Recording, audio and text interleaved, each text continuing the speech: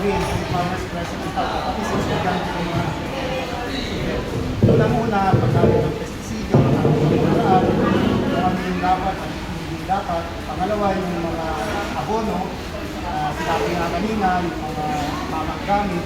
At yung pinakamahalaga na lahat kami ay talagang na-make drone. Kung yung bagong technology na ini-introduce na fertilizer o pesticide na ano lang yung Department of Agriculture. Kaya maraming salamat po.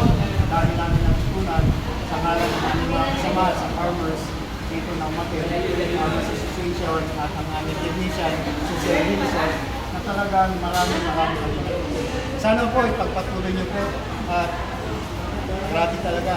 Daming pagkain, daming giveaways at magagaling yung mga speaker po natin. Maraming salamat. Maraming salamat.